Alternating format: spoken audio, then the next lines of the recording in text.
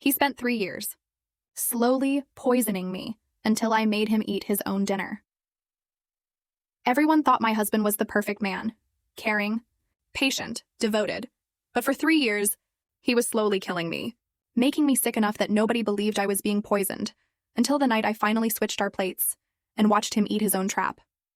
When did you learn that good things come to those who wait? I learned that good things come to those who wait when I spent 3 years secretly collecting evidence against my husband who was poisoning me. Not like quick, deadly poison, but the slow kind that keeps you sick and dependent and nobody believes you when you try to tell them something's wrong. The kind that makes everyone think you're losing your mind while he plays the devoted husband. It started with small things about a year into our marriage. Headaches after dinner, stomach issues that came and went, dizziness that would hit me out of nowhere, fatigue that no amount of sleep could fix. At first, I thought maybe it was stress or some weird virus, but it kept getting worse. Doctors kept saying anxiety or IBS, or maybe it's just in your head. Austin would hold my hand during appointments, so concerned, telling them how worried he was about me, how sometimes I'd get confused, paranoid even, how he had to manage all our finances now because my brain fog got so bad. I'd been with Austin for 7 years, married for 4. Everyone thought he was perfect, handsome, successful, patient. They'd say how lucky I was to have someone who took care of me when I was sick, managed everything when I couldn't. Our friends would comment on how he never complained, how he'd cancel plans to stay home with me when I wasn't feeling well. What a saint, they'd say. What a perfect husband. But something felt wrong. When he wasn't home, I'd feel better, like physically better. When he traveled for work, I'd actually improve. My headaches would fade, my stomach would settle. Then he'd come back, and within days I'd be dizzy, weak, forgetting conversations we supposedly had, losing hours like my brain just turned off, waking up groggy when I didn't remember falling asleep. The first time I suspected something, I was in the kitchen and saw him adding something to my tea when he thought I was in the bathroom. I confronted him directly. Big mistake. He recorded the whole thing on his phone, then played it for my mom, his parents, our friends Veda and Justin, me sounding completely unhinged, accusing my perfect husband of trying to hurt me. You could hear the hysteria in my voice, the desperation. And Austin, so calm, so reasonable, asking me to please just take my medication, reminding me the doctor said these paranoid episodes might happen. Everyone looked at me with this mix of pity and fear. Veda pulled me aside later and whispered maybe I should listen to Austin. Maybe I did need help. After that, Austin started suggesting I see a psychiatrist. Said maybe I needed residential treatment. Kept saying we need to think about my safety. And when I was doubled over from stomach pain, he'd stroke my hair and whisper that he'd always take care of me no matter what. He'd tell people how challenging it was becoming, but that he'd made vows, in sickness and in health, and he'd never abandon me. Everyone admired him more. Poor Austin with his sick wife. I knew if I said anything again, he'd use it against me, make me sound crazier, maybe even have me committed. So I waited, watched, started dumping coffee when he wasn't looking, stopped eating anything he prepared. Told him my stomach felt better with bland food, so I'd make separate meals. But I'd pretend to eat what he made, then flush it when he wasn't around. I bought activated charcoal tablets and took them secretly when he wasn't home, hid them in a tampon box he'd never check. Slowly, I got stronger, clearer. Days where I could think straight for the first time in months. That's when I was sure. But I needed proof, not just suspicion. So I turned our guest room into my office. Said I needed my own space because my sleep was so disturbed. Started sleeping there most nights, saying his snoring made everything worse. He didn't like it, but couldn't argue without seeming controlling to others. I could see the frustration in his eyes, the calculations. I set up a tiny camera, waited months collecting footage of him coming in at night, checking if I was asleep, adding something to the water bottle I kept by my bed. He'd stand there sometimes, just watching me breathe. Once I caught him testing my reflexes while I was sleeping, pinching my arm, seeing if I'd wake up. Another time he held a mirror to my nose like he was checking if I was still breathing. The look on his face wasn't concern, it was disappointment. Once I had video evidence, I sent samples of my hair to a lab for testing, paying cash, using Veda's address. Saved bits of food he made special for me in labeled containers hidden in a cooler in my trunk. Documented everything in a journal I kept at Veda's house. Every symptom, every time he gave me food or drinks, every memory lapse. I started taking photos of myself daily, tracking the physical changes, the weight loss, the yellowing skin, the brittle hair. This went on for almost a year, then another. I played the part. Weak wife, getting more forgetful, more dependent. I'd deliberately knock things over sometimes or forget basic words mid-conversation when others were around, all while gathering evidence, While he thought I was at therapy appointments, I was meeting with a lawyer. Found out Austin had taken out extra life insurance on me, had been talking to my doctor about my deteriorating mental state, telling colleagues his poor wife was getting early onset dementia. I discovered he'd been researching symptoms of arsenic poisoning, looking up untraceable toxins, had been making jokes to friends about being a widower someday. The third year was the hardest. He started bringing his friend Otto around more. Otto, who was a pharmacist, they'd whisper together and stop when I entered rooms. I'd catch phrases like, build tolerance, and might need something stronger. Austin started talking about moving us somewhere quieter, somewhere I could rest properly. Mentioned how his cousin Annie had a lake house we could use, remote, peaceful, no one around for miles. Started making plans without consulting me, telling people the move was for my health. Bought hiking equipment, fishing gear, mentioned to Justin how deep the lake was, how easy it would be to disappear there. I knew it was time. I couldn't wait any longer. But going to the police with partial evidence would be his word against mine, the word of a woman who everyone believed was mentally ill. My own mother had started talking about guardianship, so I did something desperate, something dangerous. I invited Veda over when Austin was making dinner. I told her I needed her support, that things were getting worse. She'd been my friend since college, before Austin. I hoped somewhere deep down she still trusted me. That night, Austin made his special pasta, the one that always made me violently ill afterward. I switched our plates when he went to answer the door, my heart pounding so hard I thought it might explode. I ate his food. He ate the meal he'd prepared for me. We all sat there making small talk while I waited, Veda oblivious. Austin smiling that patient smile. Within an hour, he was disoriented, confused, dropping things, slurring his words. While Veda watched in horror, Austin couldn't remember what day it was, couldn't stand properly, kept asking why we were looking at him like that. I pretended to be concerned, called poison control, described his symptoms. They told me to get him to a hospital immediately. Veda was already calling 911, panic in her voice. That's when I put the journal, the video footage, the lab results on the table. Showed Veda everything while Austin sat there, still affected by whatever he'd put in my food. Watched her face as she realized everything. The years of gaslighting, the poison, the slow, deliberate attempt to make me disappear while looking like the devoted husband. By the time the ambulance arrived, Veda was holding my hand so tight it hurt. Told the paramedics they needed to test for poison, showed them the food samples. When they asked who had prepared the meal, I pointed to Austin, told them there was more evidence, so much more. The police came too, found the bottles in his desk drawer, found more substances in his car, found searches on his computer about inheritance laws, untraceable poisons, how to commit the perfect murder. First update, it's been 21 days since Austin was arrested. They kept him in the hospital for 3 days to treat the poisoning and monitor his system. The doctors said whatever he ingested was a complex mix, mostly heavy metals and some pharmaceutical compounds that one doctor said was not something anyone could mix up accidentally. I keep thinking about how that could have been me in that hospital bed, how many times it almost was.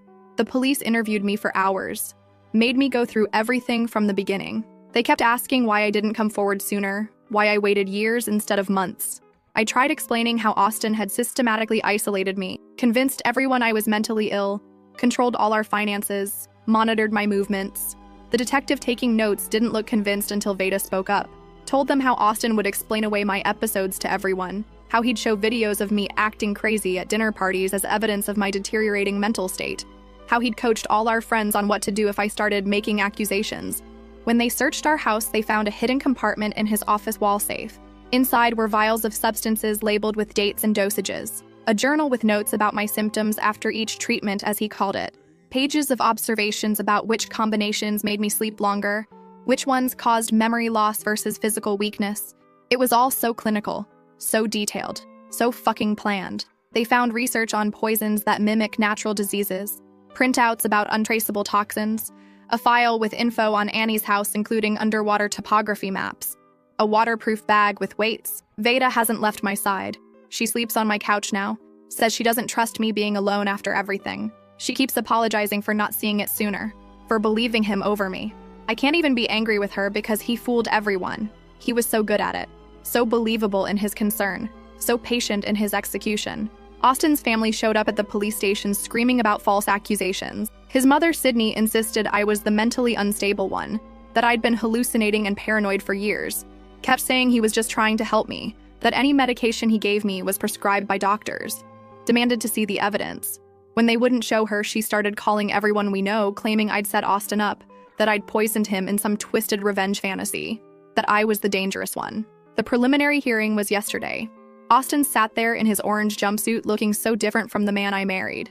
He wouldn't look at me directly, but I could feel his hatred from across the room. The prosecutor laid out the evidence. The videos, the journals, the lab tests, the containers of poisons. The judge denied bail, called him a flight risk and danger to the community. His lawyer kept arguing about tainted evidence, about my history of mental instability, about how this was all a misunderstanding between a devoted husband and his paranoid wife. That's when they brought up Otto.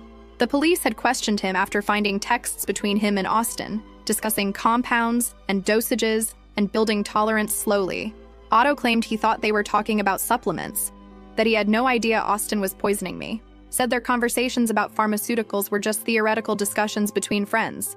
The prosecutor showed evidence that Otto had stolen medications from his pharmacy, had been helping Austin research obscure toxins, had even ordered specialized chemicals using his professional credentials. Otto's out on bail, his pharmacy license suspended pending investigation, his lawyer arguing he was manipulated by Austin, that he never knew the real purpose behind their academic discussions. The thing that terrifies me is how believable Otto's defense sounds, how easily someone could buy that he was just another victim of Austin's manipulation. Just like everyone thought I was crazy, they might believe Otto is innocent. My medical tests came back last week. Years of low-dose poisoning has damaged my kidneys. My liver function is compromised. I have neurological symptoms that might never fully resolve. The doctor said I'm lucky to be alive, that the amount of heavy metals in my system should have killed me. The only reason it didn't is because I started secretly taking those charcoal tablets. Because I stopped actually consuming what he gave me. Because something in me fought to survive even when I didn't fully understand what was happening. Justin finally called yesterday. He was crying, apologizing for not believing me. Said Austin had convinced him I was having psychotic breaks, that my accusations were part of my illness. Justin admitted Austin had shown him edited versions of our arguments, spliced together to make me look unhinged while Austin appeared calm and reasonable. Said he feels sick thinking about all the times he encouraged me to listen to Austin and take my medication. Austin's lawyer contacted mine yesterday. They're building a defense around my mental health, claiming I've been suffering from delusional disorder for years, that Austin was administering prescribed medications because I refused to take them voluntarily. They've subpoenaed all my medical records, all my therapy notes. They're trying to paint me as the unstable one who set him up out of paranoid delusions. My lawyer says we need to prepare for them to get really ugly, to twist everything to make me look crazy. I had a panic attack in the grocery store this morning, just standing there looking at pasta sauce and suddenly couldn't breathe. Kept thinking about all those dinners, all those meals he prepared specially for me, all the times I ate what he gave me, trusting him. Veda found me curled up in the aisle, hyperventilating. An employee asked if I needed an ambulance and I just lost it, screaming that I wasn't crazy, that I wasn't making it up. Sydney called my mother, convinced her that I've had a psychotic break, that the stress of Austin's arrest has pushed me over the edge. My own mother showed up with papers for emergency psychiatric evaluation, stood in my living room telling me she just wants to help, that she's worried about me, that maybe I need some time in a safe place to process everything. Veda had to physically block the door when two men showed up claiming to be from a psychiatric facility, had to threaten to call the police before they left. My mother crying that she just wants her daughter back, the one before all this poisoning nonsense started. The financial investigation is another nightmare. Austin had been moving money for years, small amounts into accounts I never knew existed, had been secretly selling off our investments, liquidating assets. The detective handling the financial crimes part says it looks like he was planning to disappear, had been setting up an exit strategy long before I caught him. They found evidence he'd been researching countries without extradition treaties, had been in contact with someone about new identification documents, had a go bag hidden in his office with cash. Yesterday, they found a second phone in Austin's car, contacts I'd never seen, messages to people I don't know discussing the plan and timing and making it look natural, messages to Otto about increasing dosages and accelerating the timeline, messages to Logan, a name I'd never heard before, about cleaning up loose ends and handling the Veda situation. The police are trying to locate this Logan person. I can't sleep without seeing Austin standing over my bed, watching me breathe. Can't eat without wondering if there's something in my food. Veda prepares all our meals now, but sometimes I still can't make myself swallow. Lost another 5 pounds this week. The therapist I'm seeing says it's PTSD, says my body is still in survival mode, says it might be a long time before I feel safe again. Tomorrow we have a meeting with the prosecutor. They want me to walk through everything again, chronologically. Want to make sure their case is airtight. My lawyer says they're worried about the mental health angle Austin's team is pushing. Worried a jury might be swayed by the grieving husband narrative, by the idea that he was just trying to help his troubled wife. They need me to be strong, consistent, believable. But how do you convince strangers of something that sounds so unbelievable? How do you prove you're not crazy when someone spent years making everyone think you are? Austin's parents have filed a petition for guardianship over him, claiming he's been unduly influenced by me for years, that I've been mentally abusing him, manipulating him. They're saying he needs protection from me even while he's in jail. The absolute fucking irony of it would be laughable if it wasn't so terrifying. They've hired a psychiatrist who's prepared to testify that Austin exhibits signs of coercive control victimhood, that he may have been acting under duress, under my control. The complete inversion of reality is staggering. The police still haven't located Otto. He missed his check-in with his probation officer yesterday. His apartment was cleaned out. His car found abandoned at a bus station. The detective called this morning saying they're expanding the search, that he's now considered a fugitive, that I should be careful, stay with someone, report anything suspicious. As if I haven't been doing that for years already. As if my entire existence hasn't become an exercise in hypervigilance. I think about what would have happened if I hadn't waited, if I'd gone to the police earlier with partial evidence, if I'd tried to run without proof. Austin would have found me, would have convinced everyone I was having a breakdown, would have had me committed, or worse, would have taken me to that house, to those deep, dark waters, to that weighted waterproof bag. Second update. It's been almost 3 months since my last update. So much has happened, I don't even know where to start. Austin's trial finally began last week. His lawyer keeps referring to my history of mental instability and paranoid tendencies. Keeps talking about Austin as this devoted husband pushed to the breaking point by his wife's deteriorating condition. The prosecutor showed the videos I recorded. Austin standing over me while I slept, testing if I would wake up, adding substances to my food, my drinks, my medications. The entire courtroom went silent watching him methodically contaminate my water bottle, then stand there watching, waiting, this look on his face that wasn't concern but something cold. His lawyer tried to argue the videos were taken out of context, that Austin was checking my breathing because he was worried about my health conditions, that he was adding prescribed medications to my drinks because I refused to take them. It's terrifying how plausible he makes it sound. They found Otto 2 weeks ago hiding at Annie's house, the same place Austin had planned to take me, the same place with the deep water and no witnesses. Otto broke down during questioning, admitted everything, how he'd been supplying Austin with pharmaceuticals, how they'd researched toxins together, calculated dosages that would cause symptoms without killing me immediately, how Austin had talked about accelerating the timeline, about how it needed to look natural when it finally happened. Otto's testimony is devastating, but his lawyer is already working on a plea deal, claiming he was manipulated, coerced, afraid of Austin himself. Veda testified yesterday, described how Austin would show everyone videos of me acting crazy, how he'd coach our friends on how to handle my episodes, how he'd tell stories about things I'd supposedly done or said that I had no memory of. She broke down crying when describing the night of the dinner, seeing Austin disoriented from his own poison, realizing everything I'd been saying for years was true. The defense tried to paint her as my accomplice, suggested we'd conspired together to frame Austin, tried to make it seem like we'd always been lovers, that this was some elaborate revenge plot. Veda held firm, but I could see how much it cost her. The medical experts testified about the substances found in my system, the damage to my organs, the neurological effects that might be permanent, explained how the poisoning was deliberate, methodical, designed to mimic natural disease progression. Austin's lawyer kept interrupting, kept trying to suggest alternative explanations, kept asking if my symptoms could be psychosomatic, could be manifestations of mental illness rather than poisoning. One doctor finally snapped, said heavy metals don't appear in your bloodstream because of anxiety.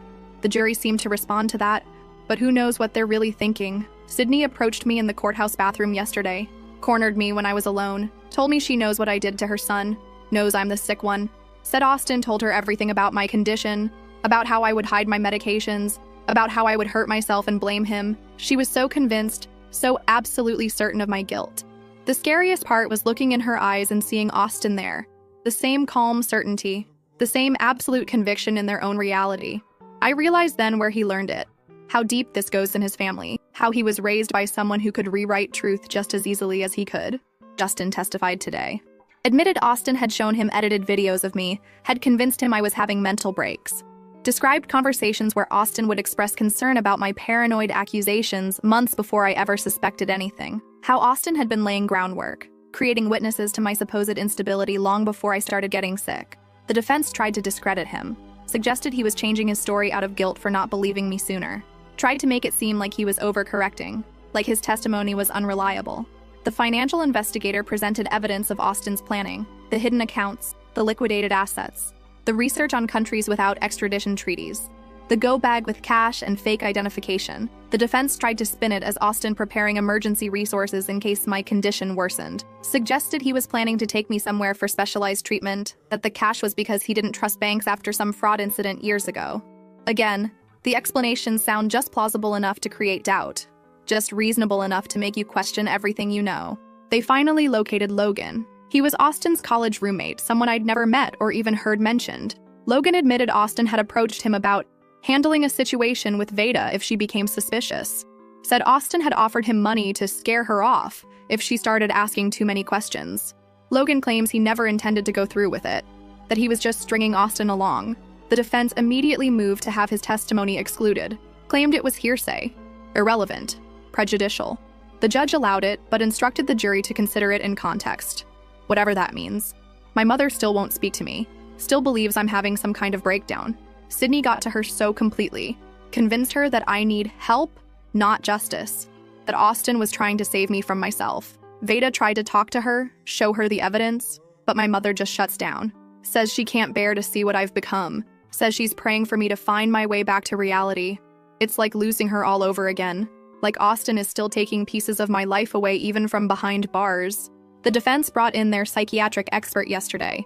He never examined me, never even met me, but still testified for hours about how my symptoms align with delusional disorder, how people with this condition can construct elaborate conspiracy theories, can misinterpret innocent actions as malicious, can even manipulate others into believing their delusions. Watching this man who's never spoken a word to me confidently describe my supposed mental illness to the jury was surreal.